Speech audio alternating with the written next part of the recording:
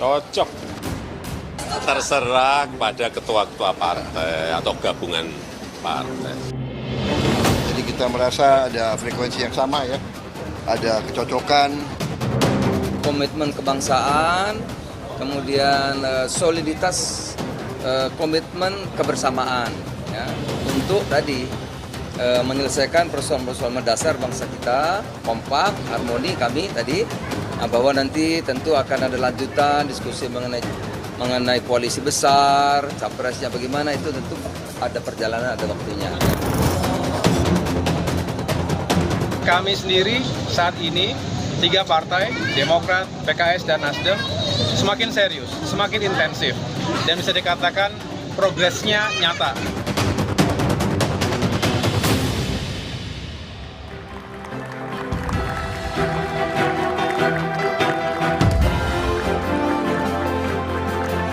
Tensi politik menuju pemilu 2024 makin meningkat. Sinyal terbentuknya poros koalisi baru menguat.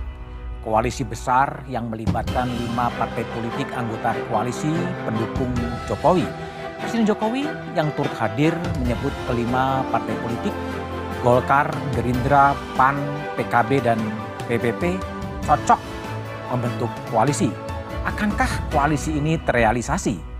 Benarkah ada campur tangan Jokowi di dalam koalisi ini? Lalu bagaimana posisi PDI Perjuangan? Inilah satu meja The Forum, Jokowi orkestrasi koalisi dalam tanda tanya.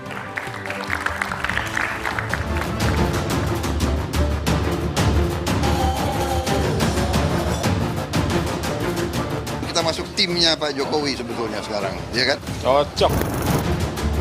Kehadiran Presiden Joko Widodo di antara silaturahmi buka puasa bersama 5 ketua umum partai politik memunculkan analisis politik baru terhadap koalisi partai politik yang lebih besar jelang Pilpres 2024. Sebuah koalisi harmonis yang terorkestrasi apik oleh Jokowi. Ternyata ada, jadi kita merasa ada frekuensi yang sama ya, ada kecocokan. Dan kalau dilihat pimpinan partai, kita masuk timnya Pak Jokowi sebetulnya sekarang. Timnya Pak Jokowi, artinya ketua timnya Pak Jokowi ini. Yeah. Nah, kalaupun koalisi besar ini terbentuk. Jadi 5 partai yang hadir ketua umumnya itu kira-kira menegaskan sebagai koalisi yang real, ketua kingmaker-nya adalah Presiden Jokowi. Namun, ketidakhadiran Ketua Umum PDI Perjuangan dan Ketua Umum Partai Nasdem jadi sorotan. Memang ini minta semua tadi Ketua Umum, dan Mbak Mega sama Bang Surya lagi luar negeri. Saya terima undangannya kok, hanya kebetulan berhalangan hadir. Begitu juga Ibu Ketua Umum. Partai politik di bawah naungan pemerintah yang solid dan harmonis ini kemudian memunculkan orkestrasi koalisi yang lebih besar. Rakyat bisa lihat ya betapa kita kompak, kita harmonis. Tadi presidennya bicara berapa kali harmonis. Dan koalisi besar itu mempunyai ideologi yang sama. Dan kami ini semuanya ada di pemerintahan. Saya hanya bilang cocok gitu. Terserah kepada ketua-ketua partai. Wacana koalisi besar besutan Jokowi itu pun ditanggapi berbeda oleh partai politik yang absen dalam pertemuan tersebut. Saya nonton di TV, Pak Jokowi menyatakan bahwa silakan para ketum parpol yang kemudian menjalankan hal tersebut, Presiden akan menjadi pendengar. Pada prinsipnya, kami di PKS sebenarnya menghendaki terbentuknya lebih dari 2 poros.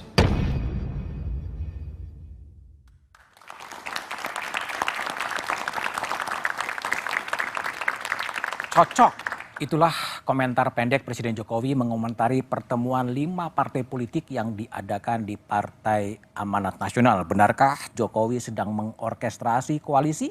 Itulah tema satu meja The Forum malam ini dengan sejumlah narasumber yang telah hadir. Dari ujung sebelah kanan ada Wakil Ketua Umum PKB Jazilul Fawait. Malam, Pak Malam. Jazil. Malam. Di sebelah kanan saya ada tuan rumah, ya, tuan rumahnya di PAN, Mas Yandri Susanto, Wakil Ketua PAN. Malam, Mas Yandri. Waalaikumsalam. Di sebelah kiri saya ada Wakil Sekjen Nasdem, Hermawi Taslim, yang tidak diundang atau belum diundang. Dan di sebelah kiri ada Mas Khairul Umam, pengamat politik. Malam, Mas Umam. Selamat malam, Assalamualaikum. Waalaikumsalam. Saya ke Mas Yandri dulu. Mas Yandri, Ya. pertemuan di PAN, ini sebetulnya acara dadakan ya? Dadakan enggak juga sih, karena sebenarnya rencana untuk mengumpulkan kader dan memperluas pertemuan di luar kader itu sempat kami perbincangkan di awal Ramadan. Oke. Dan ketika itu Bang Jul bersilaturahmi atau bertemu dengan Pak Presiden, Oke. menyampaikan ide supaya bagaimana di bulan yang baik, di hari yang baik, dan tidak ada buka bersama, itu pasti. Nggak ada buka bersama? Tidak ada buka Oke. bersama, karena acaranya dimulai dari jam setengah 12, berakhir jam 2 siang. Oke. Dan alhamdulillah memang pertemuan itu berjalan dengan baik, dan kami pastikan Mas Budiman, semua ketua umum parpol yang di koalisi pemerintahan itu diundang. Diundang? Diundang, termasuk Bu Mega, tidak bisa hadir karena sedang tidak ada di Jakarta. Nasdem juga diundang? Bang Surya Paloh diundang, karena gini, Bang Jul ini kan tidak punya handicap atau hambatan apapun berkomunikasi dengan semua ketua umum parpol, termasuk dengan Demokrat, dengan PKS. Diundang ketika ketahuan Bang Surya lagi di Eropa gitu, diundang gitu? Ya kita nggak tahu kalau Bang Surya lagi di mana kan. Kan tahunya setelah diundang, oh ternyata Bang Surya Paloh sedang tidak di Indonesia. Tapi, Bu tapi Mega kan ada wakil ketumnya gitu atau? Nah ini karena sempat salah satu yang tidak sempat ketua umumnya hadir, ingin mengirimkan utusan bukan ketua umumnya, tapi karena itu forum ketua umum, akhirnya tidak jadi datang. Dan kelihatannya kemungkinan besar ini akan ada pertemuan lanjutan. Jadi pertemuan di PAN itu saya kira awal yang baik. Dengan 5 partai politik itu atau berkembang? Bisa berkembang karena ini sejatinya gini Mas Budiman. Kalau kita mau tafsirkan ini bahwa koalisi besar segera terbentuk, itu kan terlalu dini sebenarnya. Tapi bahwa akan jadi koalisi besar sekali pemerintahan ini kuat, kompak, bisa diperlihatkan kepada rakyat, bersama-sama membantu Pak Presiden, itu intinya sebenarnya. Bahwa nanti akan ada koalisi besar atau koalisi seperti sekarang ada KIB, ada Kebangkitan Indonesia Raya, atau ada PDIP, ada perubahan, itu bisa juga terjadi. Artinya penggabungan-penggabungan itu bisa terjadi, kemudian atau saling silang pindah pasangan juga bisa terjadi. Artinya semua belum ada yang titik, masih ada koma. Kemungkinan besar bisa semua terjadi. Jadi di PAN itu menurut saya kita ingin memperlihatkan boleh berbeda pendapat, tidak mesti sama calonnya. Kalaupun misalkan tidak sama koalisi, masih bisa duduk bareng. Itu intinya Pak, baik dari baik. Baik, aku tanya ke Bung Hermawi Taslim dulu. Bang Surya diundang tapi di luar negeri atau gimana sih? Jadi memang sejak tanggal 23 kemarin, 23 Maret Pak Surya pergi. Pak Surya pergi. Nah, kalau undangan-undangan untuk Pak Surya itu ke sekretarisnya. Sekretarisnya, dan saya tidak sempat ngecek. Karena saya juga keluar kota waktu itu. Tapi poinnya benar tadi kata Yandri, setelah silaturahmi harus terus dibangun. Dan bagi kita ini dinamis saja. Bagi kita ya setiap pertemuan pimpinan partai seberapapun banyaknya itu baik buat Indonesia. Baik untuk persatuan Indonesia. Nah kalau bicara koalisi sebenarnya yang clear ini kan PDIP karena sudah mencapai parlemen threshold. Dan koalisi perubahan untuk persatuan kami sudah tentangani traktat. Tapi Nasdem gimana? Tidak terlibat dalam, kan barisan koalisi pemerintah Pak Jokowi, tapi 5 partai politik. Tidak apa-apa. Ditinggal. Tidak apa-apa ditinggal atau tidak ditinggal. Bagi tapi kita, ditinggal, kalau kita tidak diundang, masa kita harus menangis? Tapi kita juga tidak merasa ditinggal. Tapi kan diundang. Diundang atau tidak diundang, tetapi ini kalau bagian dari komunikasi bagi kita ini biasa aja. Tapi diundang kan? Saya nggak mengerti kalau diundang atau tidak. Sekretari Bang Surya. Diundang. Tapi poin kita adalah setiap pertemuan itu baik. Setiap pertemuan untuk menentukan penguatan kebangsaan ini itu sesuatu yang positif. Itu sudah dilakukan oleh Nasdem berulang-ulang ke mana-mana. Baik, Bung Jasil. Ini kan tadi Bang Yandri mengatakan pertemuan dari setengah 12 sampai jam 2 ya. Tapi kan yang panggung depannya kan yang Pak Jokowi ngomong cocok tadi kan. Tapi panggung belakangnya apa yang diomongin? Ya, ini kan sebenarnya kalau saya baca dari undangan, itu kan undangan silaturahmi Ramadan bersama Presiden. Ya. Nah, judulnya. Kalau ini disebut oleh Kompas TV sebagai orkestra, ini harus menyenangkan. Dan ini juga menyenangkan. Menyenangkan. Nah, tapi yang kita diomongin sedang apa? cari konduktornya siapa ini? Siapa sih konduktornya? Nah, Tetapi nggak penting itu bagi Nggak saya. penting. Nggak penting. Yang penting Namun, menyenangkan ya. Yang penting menyenangkan, karena ini orkestrasi. Nah kalau kembali kepada PKB, PKB tentu sebagai partai harus memiliki komitmen dengan partai koalisinya. Oke. Hari ini tetap berkomitmen dengan Partai Gerindra. Oke. Saja. Tapi Bung Jasil, pertanyaan saya gini, sebelum pertemuan silaturahmi Ramadan itu betul nggak sih ada pertemuan Caimin dengan Presiden Jokowi sebelumnya? Kalau itu bisa dibaca di koran-koran. Ada kaitannya pertemuan Pak Jokowi dengan pertemuan Saya ini? tidak tahu kalau Nggak tahu. ada kaitannya atau tidak. Tetapi bahwa Pak Muhaimin atau PKB itu menjadi partai yang berkoalisi di dalam pemerintahan Pak Jokowi. Seperti juga Nasdem. Iya, seperti Nasdem. Ya, cuman kan beda silaturahminya. Tidak ada di mana. bedanya, Nasdem Ada bedanya. tetap bagian dari koalisi pemerintah. Ini soal Tetap bagian. silaturahmi aja gitu. Nah makanya soal orkestrasi 5 partai ini, seandainya di situ misalkan Bu Mega hadir, karena beliau sedang ada di dalam negeri, Pak Surya Paloh juga hadir, karena Pak Surya tidak keluar negeri misalkan, maka selesai nih orkestrasi ini. Selesai. Orkestrasi pemilu 2024 bisa dibaca di situ sudah publik. Apa bacanya? Apa bacanya? Ya semua partai super besar menjadi koalisi. Menjadi koalisi sangat besar. Sangat besar. Dan nah nggak tahu apakah nanti misalkan ya, misalkan besok yang akan diadakan, kata Pak Yandri ini, saya nggak tahu siapa tuan rumahnya. Apakah misalkan Pak Hermawi? Oh kita sudah selenggarakan, cuman PAN dan PKB waktu itu berhalangan hadir, kita sudah selenggarakan. Oke, Mas Umam bacanya gimana sih ini pertemuan yang seperti yang Bung Yandri dan Bung Yasil sampaikan, bacanya gimana pertemuan elit-elit partai politik ini? Kalau yang kemarin dibuat oleh Nasdem itu acara buka puasa. Kalau yang kemarin itu khawatirnya itu buka puasa beduk gitu, karena siang-siang. Nah, terkait dengan hal ini, Mas Budiman, tentu ketidakhadiran 1-2 pihak dalam konteks ini adalah PDIP itu menjadi sebuah sinyal politik yang cukup penting untuk kita cerna. Karena bagaimanapun juga, tadi betul, dalam konteks organisasi ada struktur. Bu Mega memang betul berada di Jepang, tetapi ada juga sekjen, ada juga ketua DPP, ada juga wasekjen. Pertanyaannya kemudian, mengapa tidak ada satu perwakilan PDIP di sana? Artinya apa? Bahwa ketidakhadiran organ, struktur, pengurus PDIP dalam forum itu mengindikasikan apa? Bahwa sebenarnya Bu Mega tahu atas perintah dan sepengetahuan Bu Mega. Apanya sepengetahuan Bu Mega? Ketidakhadiran dari fungsionaris PDIP di forum itu. Nah, mengapa ini terjadi? Patut diduga bahwa kemudian koalisi ini memang dibentuk tentu sebagai sebuah upaya ikhtiar untuk menggabungkan 2 kekuatan besar sehingga kemudian terjadi koalisi besar.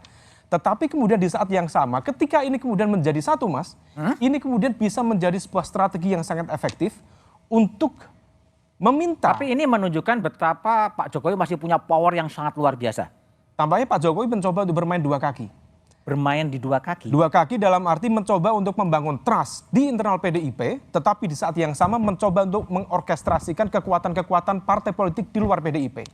Tetapi pada saat yang sama, ini kemudian bisa dianggap sebagai sebuah strategi untuk mengepung PDIP. Ada satu proposal politik yang diajukan dari koalisi besar ini kepada PDIP. Pertanyaannya kemudian, apakah kemudian komposisi capres dan cawapres bisa kemudian dinegosiasikan atau tidak? Oke, dinegosiasikan. Saya akan tanya kepada Bung Yandri ya. Apakah kemudian setelah pertemuan siang hari di bulan Ramadan itu masih akan semakin mengerucut koalisi besar akan terjadi dan siapa sih yang akan diunggul koalisi besar? Tapi jawabannya setelah jeda berikut ini. Masih bersama saya Budiman Tanrujo di Satu Meja The Forum. Bang Yandri, jadi dari pertemuan yang panggung belakang, yang di lantai 3 PAN ini. Ya, itu apakah siapa sih arah dari pertemuan itu akan diarahkan ke siapa? Kepada bakal calon presidennya sebetulnya. Betul Pak Prabowo? Kalau sampai ke sana belum Mas Budiman. Tapi bahwa membangun kebersamaan itu kan awalnya kan harus dibangun dengan duduk bersama dulu kan. Walaupun nanti bisa juga duduk bersama tidak mencapai kesepakatan bersama, bisa juga. Bisa juga. Tapi bahwa sekarang kemarin hadir 2 koalisi Indonesia Bersatu dengan koalisi Kebangkitan Indonesia Raya, itu faktanya memang seperti itu. Artinya KIB sangat kompak sekarang, Pak Prabowo dengan Caimin juga sangat kompak. Nah apakah ini bisa melebur, itu yang belum ada kepastian. Tapi kemungkinan itu sangat terbuka, sangat terbuka. Kemungkinan yang mana terbuka?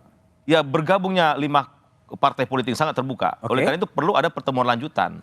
Nah, pertemuan lanjutan itu bisa jadi sudah mulai membicarakan bisa nggak 5 ketua parpol ini bergabung, atau setelah nanti mungkin yang saya dengar PDIP akan mengundang nih para ketua umum, mungkin termasuk Bang Surya Paloh akan diundang juga oleh PDIP. Nah, jadi kalau misalkan 7 parpol pendukung Pak Jokowi hadir semua, nah itu kontestasi Pilpres jadi lebih menarik menurut saya. Lebih menarik karena tidak balance itu. Ya bukan, karena Nasdem bisa ditarik gitu kan. Ditarik, iya kan, ini nggak balance kan? Ya bukan nggak balance, artinya bisa juga kesepakatan itu memunculkan masing-masing calon. Misalkan tadi PDIP kan bisa ngusung sendiri. Namanya Pak PKB bisa ngusung sendiri sama Prabowo. Kita KIB, ya tinggal Nasdem gabung kemana? Gabung kemana? Akan bisa 3 calon, ya itu kan pendukungnya Pak Jokowi kan. Artinya tetap ada pertarungan di situ. Dan tapi gini, waktu Rakornas PAN kan Bang Jul ngomong Ganjar Erik. Ya semua masih bisa terbuka. Masih bisa terbuka?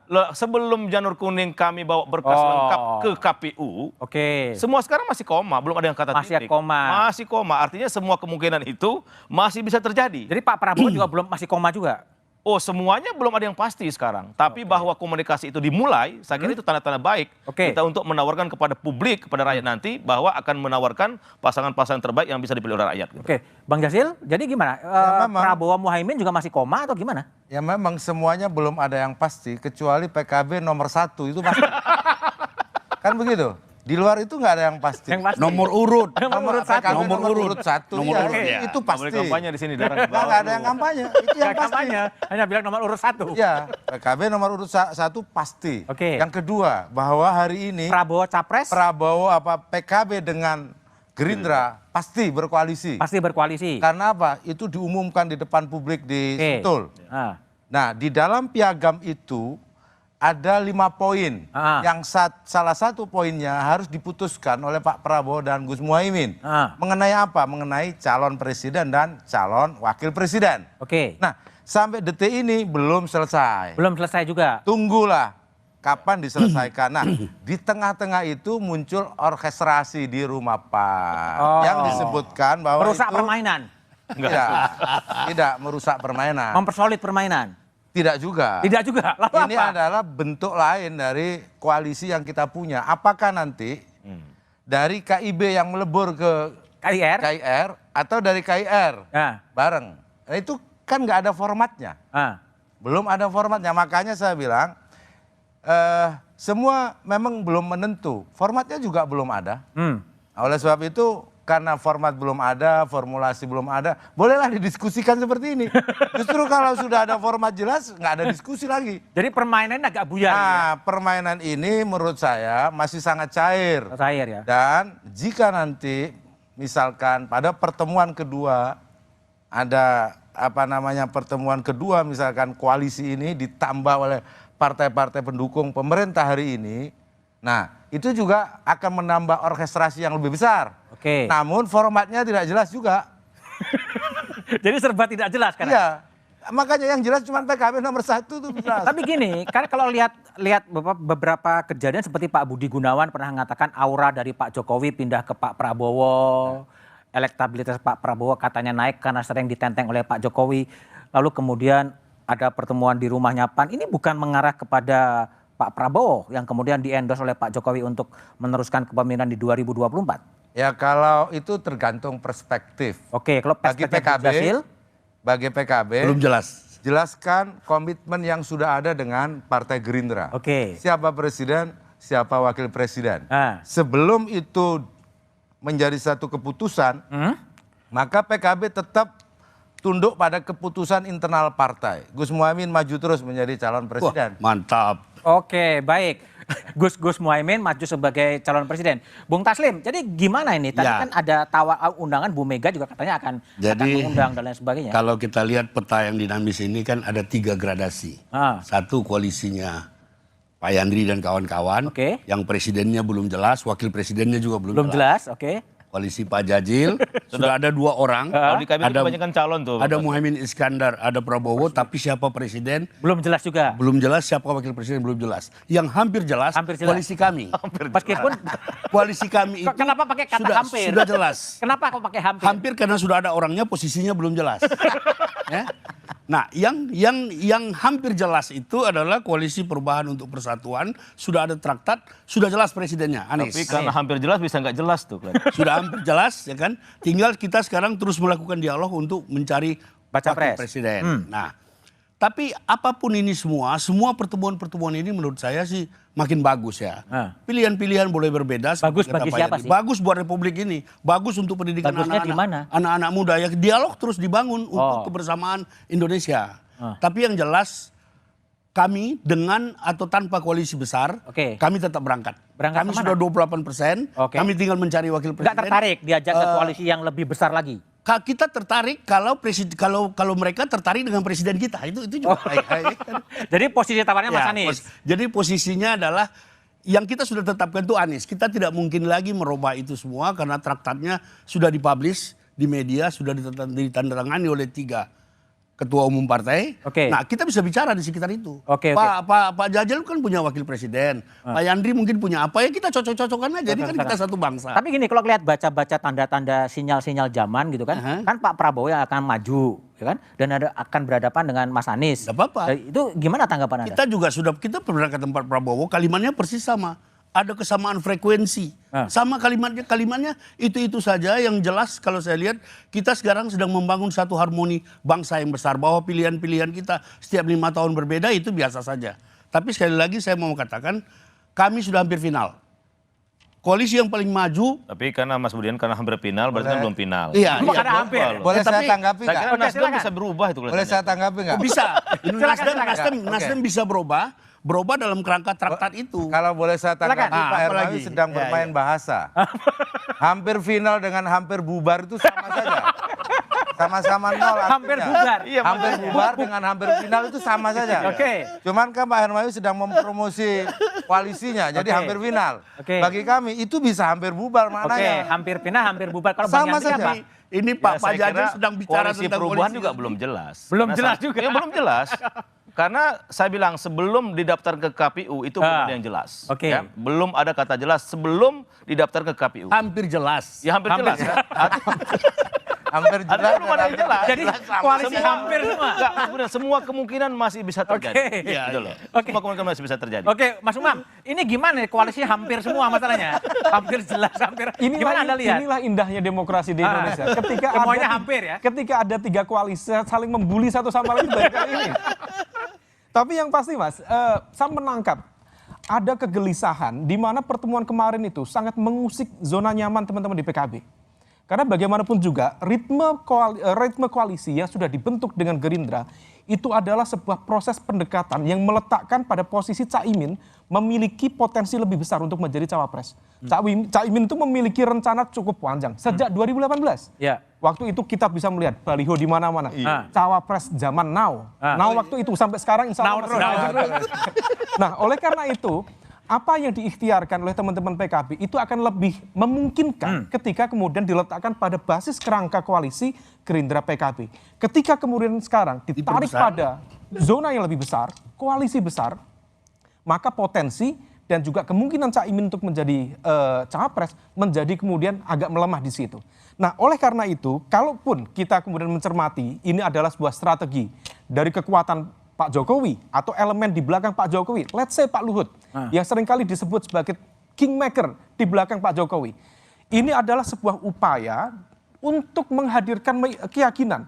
Untuk apa? Tadi, mengepung PDIP supaya PDIP juga membuka ruang negosiasi untuk menyerahkan golden ticketnya kepada 1-2 figur yang disepakati untuk diajukan menjadi cawapres-cawapres di 2024 mendatang.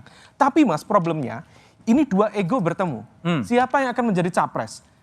Dari PDIP clear, inginnya menjadi capres.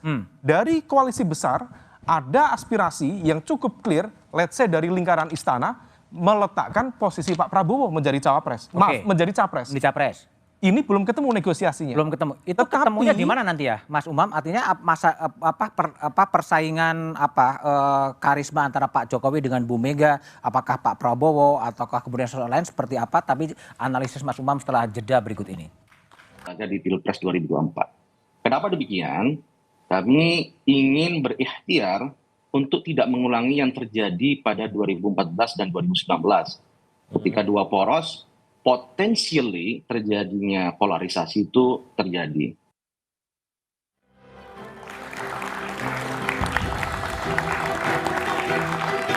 Oke, Mas Umam, kalau bacaan Anda setelah pertemuan di rumah DPP PAN, ini akan jadi berapa koalisi nanti akan terbentuk di 2024? Ya, semuanya bergantung pada proses negosiasi, Mas. Terutama dalam konteks ini antara PDIP sendiri sebagai pemilik golden ticket dengan stakeholders yang ditunjuk oleh Pak Jokowi. Apakah kemudian Gerindra ataukah siapapun.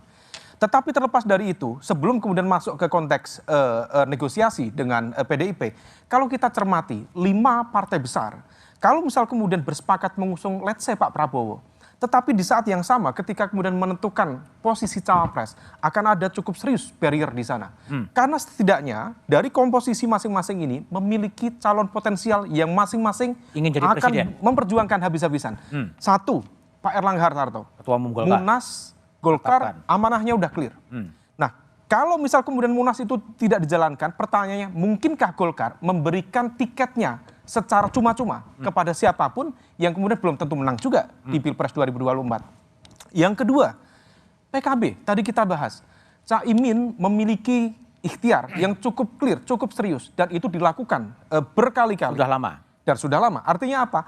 Ini adalah sebuah upaya, kalau misal kemudian disatukan dengan Pak Prabowo, hanya dilokalisir, itu lebih memungkinkan. Tapi kalau ditarik lagi dalam skala yang lebih besar, itu potensinya lebih kecil. Yang ketiga, PAN. Nah, Pak Yandri di sini. PAN memang tidak akan mengajukan Pak Zulkifli. Tetapi pertanyaannya, besar kemungkinan, dan sejumlah informasi spekulatif mengatakan, ada indikasi nama tertentu yang memang sudah disiapkan oleh PAN. Salah satu nama terkuatnya adalah Erick Thohir. Persoalan apakah itu relasinya transaksional ataukah itu relasinya adalah kaderisasi atau proses naturalisasi secara politik yang lebih cepat, wallahu alam. Tetapi artinya 3 komponen ini memiliki nama yang dipertarungkan di dalam konteks perebutan cawapres itu. Belum lagi kita menghitung P3. Nah, problemnya adalah ketika kemudian ini tidak selesai, maka berpotensi terjadi diaspora. Nah, semua titik muaranya tergantung pada apakah kemudian Bu Mega sendiri rela menyerahkan golden ticketnya kepada koalisi besar atau maju sendiri, ataukah menggunakan itu sebagai sebuah dignity, political dignity, menunjukkan bahwa dia tidak bisa didikte oleh kekuatan politik manapun. Mas Umam, tapi kalau Mas Umam baca pertemuan yang ada Presiden Jokowi ini, memang Presiden mencoba untuk menggiring bahwa calonnya adalah Pak Prabowo Subianto. Ya, kalau misal kita cermati ada kecenderungan seperti itu. Seperti itu. Bahkan kalau misal kita cermati lebih detail, kemarin ada sebuah panggung besar di mana kemudian di Kebumen itu ada Pak Jokowi, Pak Prabowo dan juga Pak Ganjar. Konon itu hanya panen raya. Pertanyaannya di acara panen raya itu ada juga Menteri Pertanian, ada juga menteri-menteri yang lain. Tapi dalam frame itu jelas 3 wajah itu. Apa artinya? Bahwa kemudian ada upaya untuk memberikan political endorsement kepada 2 komposisi nama ini. Ganjar, Prabowo atau Prabowo Ganjar. Problemnya Mas Budiman, bahwa ego politik dan juga kalkulasi kepentingan masing-masing belum ketemu di sana. Nah, negosiasi itu yang tampaknya masih sangat alot. Yang susah, jadi bisa hampir solid tapi juga hampir buyar juga sebenarnya. Iya, Bung Yasil. Jadi ini hampir solid atau hampir buyar juga nanti dalam konteks negosiasi cawapres nanti. Jadi memang kita belum bisa nilai hari ini. Karena semua on proses dan waktunya masih panjang. Oleh sebab itu orkestra ini bisa berubah-ubah. Tergantung konduktornya. Tergantung siapa konduktornya. Nah, konduktor yang ada ini kan tentu karena ada barrier 20%, yang punya golden ticket bisa menjadi konduktor. Yang kedua, mereka yang secara personal memiliki elektoral yang tinggi atau bisa membuat opini besar seperti presiden. Dan hal-hal lain yang kemudian yang di luar panggung itu juga ada. Minimal yang mampu membuat jejaring meyakinkan kepada partai-partai bahwa kalau koalisi ini akan menang. Nah, tapi PKB tentu dari semua sisi PKB juga punya cara dan ukurannya. Artinya gini, setiap koalisi yang ada kita ikuti. Kalau bahasa Jawa kita kita Kelly ya gitu. Ngeli tanpa Kelly. Iya, ngeli tanpa Kelly. Artinya kita ikut saja arusnya, tetapi PKB punya prinsip-prinsip. Salah satu prinsip-prinsipnya adalah bahwa siapapun bukan hanya PKB, di setiap pemilu pasti ingin elektoralnya tambah, kursinya tambah. Oke. Yang kedua, ingin ketua umumnya apalagi kami untuk masuk di kertas suara Pilpres. Oke. Nah itu kan gampang itu. Gampang, oke. Bung Yandri, kalau Bung Yandri gimana? Gitu. Target setelah ini kan belum konkret, masih ada pertemuan. Sebenarnya yang pertama melakukan mencuatkan persoalan Pilpres ini kan KIB sebenarnya itu yang pertama. Bukan Nasdem, bukan Koalisi Perubahan, itu PAN, Golkar dan P3 loh. Setahun yang lalu. Dan kami tetap solid hari ini. Betul memang sampai sekarang belum ada. Solid sebagai partai, belum ada calon. Ya betul, sama. Ya ini penting. Perubahan juga belum ada kan? Kita sudah ada presidennya. Presidennya belum sudah jelas. Declare. Sudah jelas, sudah clear. Daftarkan tuh kalau baru presidennya. Artinya gini, proses ini bagus. Untuk sebuah kontestasi demokrasi di tanah air kita bagus. Artinya semua orang berikhtiar untuk mempertontonkan dia yang terbaik. Termasuk koalisi yang terbaik, boleh. Bahwa nanti yang terbaik bergabung dengan yang terbaik juga bagus kan. Tapi nanti pada akhirnya misalkan yang terbaik ini sama-sama maju juga bagus. Oleh karena itu yang saya katakan dari awal tadi, yang penting itu silaturahmi tetap terjaga. Boleh kita berbeda pendapat, silaturahmi tetap terjaga. Tidak mesti duduk bersama itu keputusan sama. Nah, oleh karena itu komunikasi antar partai politik peserta pemilu tetap harus dijaga supaya gesekan di akar rumput tidak terjadi. Bahwa nanti siapa yang dimajukan tentu syaratnya sudah ada. Siapa cawapresnya, siapa capresnya, apakah memenuhi presiden threshold kan sudah ada. Nah proses ini masih panjang Mas Budiman. Tapi menuju perubahan-perubahan itu sudah ada tanda-tandanya juga sekarang. Misalkan tadi koalisi besar, bersatunya Koalisi Kebangkitan Indonesia Raya dengan KIB. Karena PDIP kan belum hadir, Nasdem belum hadir. Nanti akan koalisi besar sekali ya? Oh gini, kalau koalisi besar sekali juga nggak bisa. Karena dalam undang-undang waktu saya wakil ketua Pansus Undang-Undang Pemilu, calon tunggal itu tidak diperkenankan. Tidak diperkenankan. Isu calon tunggal ya? Tidak boleh. Tidak boleh. Nah oleh karena itu, mari kita mencari yang terbaik di antara yang baik-baik. Oleh karena itu perlu proses panjang gitu loh. Oke, Bung Taslim. Jadi kalau Bung Taslim lihat koalisi besar yang mengarah pada Pak Prabowo atau kepada siapapun, ini Anda merasa terancam bahwa ini dimaksudkan untuk menghambat Mas Anies Baswedan? Kalau kita melihatnya justru lain. Tadi benar kata Pak Yandri itu, koalisi ini masih cair dan berulang-ulang beliau menekankan perubahan. Jadi bukan mustahil juga Pak Yandri nanti suatu saat bergabung dengan kita. Kita koalisi perubahan untuk persatuan. Tapi poinnya beginilah. Tapi poinnya gini, ini ancaman bagi Mas Anies. Tidak, kalau kita sudah solid, kan sudah ada traktat. Ada traktat yang kita tanda tangani bahwa presiden kita Anies, wakil presidennya yang ditunjuk oleh Anies. Oh, ditunjuk oleh Anies. Itu ada kok. Jadi silaturahmi kita bangun terus dan kami juga terbuka. Ada pimpinan partai yang sudah datang ke kita. Sudah ada untuk mengatakan kita mau gabung sama Anda. Pimpinan yang ada di sini, pimpinan yang salah satu di luar partai. Enggak, pimpinan yang ikut dalam pertemuan di PAN kemarin. Oh iya, betul. Ingin bergabung juga. Salah satu dari yang hadir itu mengatakan kepada kita, karena kami mau gabung kalau syaratnya seperti ini. Maksudnya ini komunikasi tidak, saya nggak usah sebut. Ini komunikasi jalan terus ya. Jadi intinya keterbukaan dan dinamika ini harus terus kita dukung sebagai apa? Ini pembelajaran yang baik buat generasi muda. Baik. Karena itu tadi hampir final, bisa jadi Nasdem ketarik ke sini, bisa juga itu. Pak Yandri tadi berulang-ulang mengatakan perubahan-perubahan itu satu tanda-tanda. Ada yang bilang koalisi perubahan atau koalisi berubah-ubah. Ada yang bilang begitu. Nah, tapi kan semuanya itu tapi gini, Mas Umam, ini kan menarik ya, orang berbicara soal koalisi untuk mempertahankan kekuasaan atau merebut kekuasaan. Tapi sebetulnya apakah itu cukup? Sebenarnya gagasan apa sih yang dibawa oleh koalisi? Tapi jawabannya setelah jeda berikut ini. Penting itu. Masih bersama saya Budiman Tanurjo di Satu Meja The Forum. Mas Umam, ini ramai sekali koalisi untuk menggait kekuasaan, tapi gagasan, hampir tanpa gagasan yang dibawa. Ya, betul sekali. Gimana Anda lihat? Kalau misal kita cermati, bukan hanya di forum ini kita tadi membicarakan konteks politik praktis, tapi dalam berbagai kesempatan serupa, termasuk silaturahmi para pimpinan dan juga elit politik, juga menunjukkan bahwa koalisi relatif miskin gagasan dan ide di dalamnya. Padahal banyak sekali aspek-aspek yang bisa kita dalami secara detail terkait dengan isu ekonomi dan kesejahteraan. Bagaimana utang luar negeri begitu menumpuk, sementara kemudian economic performance kita juga tidak optimal. teman-teman di KIB, Pak Yandri, Golkar, PAN, P3 menarasikan tentang transformasi ekonomi. Tetapi pendetailan transformasi ekonomi seperti apa yang Belum kemudian jelas bisa mengubah wajah ekonomi Indonesia seperti Jepang, kemudian Korea Selatan, tidak pernah terjelaskan secara clear. Link and match dalam konteks pendidikan yang kemudian berimpact pada sosial ekonomi itu tidak terjadi tidak dijelaskan secara clear.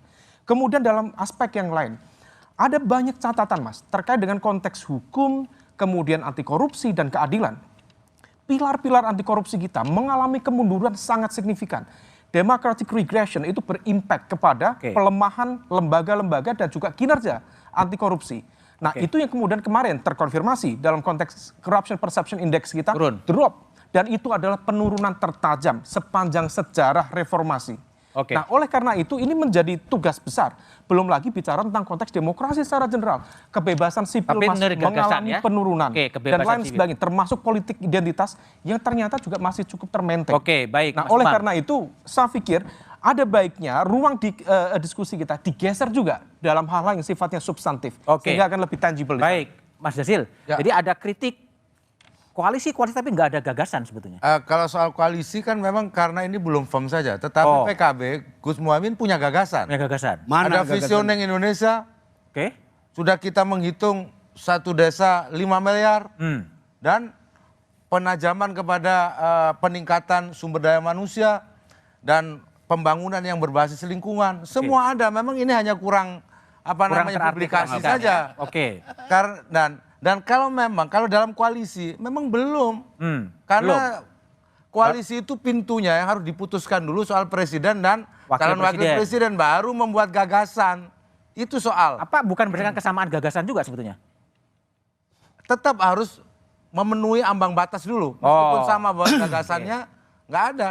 Makanya kalau kita bicara koalisi-koalisi, nggak ada yang punya gagasan. Nggak ada yang punya gagasan. Ya karena apa? Karena belum dibicarakan itu. Tapi kalau PKB, Gus Muhaimin ada gagasan. Baik, Bang Yandri. Partai yang lain gimana gagasannya? KIB jelas punya gagasan. Mas Umam sudah menyinggung tadi. Karena 3 kali pertemuan besar KIB itu pasti di situ sudah membicarakan tentang mau kemana Indonesia ke depan, kan? Termasuk masalah kemandirian pangan, masalah SDM dan lain sebagainya. Sudah jelas. Jadi pertemuan Jakarta, Semarang dan Makassar, makanya kita belum berkutat di siapa capres dan cawapresnya. Jadi kita ingin membangun dulu apa yang mau kita lakukan nanti. Nah, oleh karena itu komunikasi ini akan terus kita bangun. Pada akhirnya nanti akan ketemu siapa yang bisa melaksanakan gagasan ini. Nah, oleh karena itu, apakah nanti koalisi besar terbentuk, apakah nanti KIB tetap berdiri sendiri, itu lain persoalan. Tapi bahwa silaturahmi, ini kata kunci di bulan Ramadan ini, bahwa PAN ingin silaturahmi itu tidak boleh terganggu apapun perbedaan pendapat di Republik ini.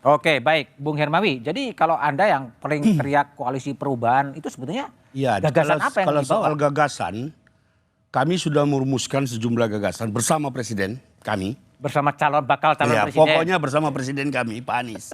Dan itu sudah diekspos di salah satu harian terbesar. Sampai sekarang tidak bersambut, termasuk oleh Pak Jazil. Kita mau waktu itu ini akan terjadi pertarungan gagasan di media itu. Tapi sampai sekarang tetap tidak, itu ya terdiam saja. Kita sudah tawarkan, tidak ada yang nanggapi. Saya kira kawan-kawan mahasiswa bisa tahu itu. Tanggal berapa, di mana, di harian apa, cuma tidak etis. Kurang publikasi. Kenapa tidak terjadi? Itu media terbesar di Republik ini. Media terbesar diekspos. Ya. Tapi gagasannya apa?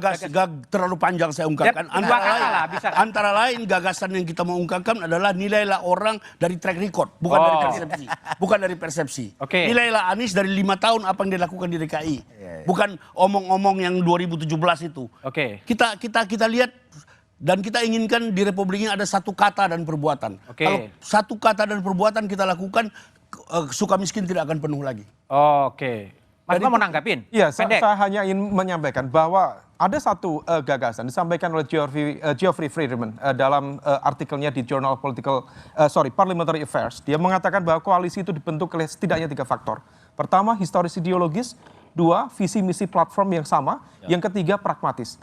Yang pertama, saya tidak menangkap itu. Yang kedua, juga tidak begitu menangkap itu. Kalau misal kita cermati secara lebih detail, maka aspek pragmatisme itu yang jauh lebih tangible. Kalau Anda baca artikel Anies itu, di situ kelihatan visi koalisi perubahan. Iya, maka oleh karena itu kemudian harus didetailkan secara itu yang kita tantang, itu yang kita tantang Pak Jazil. Dan menjadi catatan juga, menjadi catatan. Kalau KIB sudah jelas 3 kali pertemuan. Yang bisa dipesankan sepertinya Pak Itu Anies bukan juga hanya perlu. satu halaman. Ini perlu juga disampaikan ke Pak Anies dan juga di teman-teman Koalisi Perubahan untuk menunjukkan gagasan perubahan secara lebih detail itu di mana. Sikap tegasnya harus clear. Jangan asal berubah Nah, gitu itu ya. kemarin disampaikan dengan baik misalnya oleh AHY. Ada catatan tentang konteks kebijakan ekonomi, ada catatan tentang isu keadilan. Tapi Pak Anies sepertinya masih bermain dengan isu-isu yang sifatnya aman. Oke, baik. Nah, ini yang kemudian Coba menjadi direspon catatan. singkat soal apa omongannya Mas Umam soal apa koalisi yang sangat pragmatis. Memang harus diakui hari-hari ini koalisinya lebih pada hal-hal yang praktis, pragmatis. Tetapi bukan berarti setiap partai nggak punya gagasan gitu.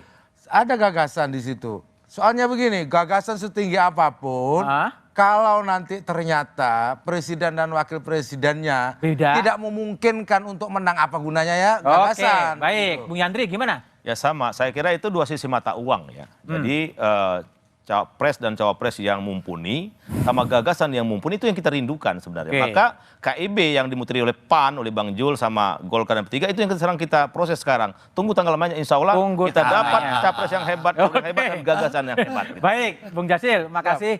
Bung Yandri, Bung Hermawi dan Mas Umam.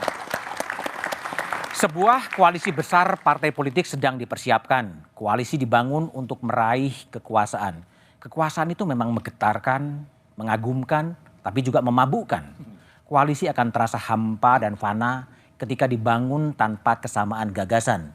Gagasan dan komitmen mengatasi korupsi yang memiskinkan, gagasan dan keberanian mengatasi kesenjangan, gagasan dan kebijakan mencegah kehancuran lingkungan, gagasan dan keputusan untuk menjaga keutuhan negara. Demikian Satu Meja di Forum malam ini. Sampai jumpa pekan depan. Selamat malam dan terima kasih.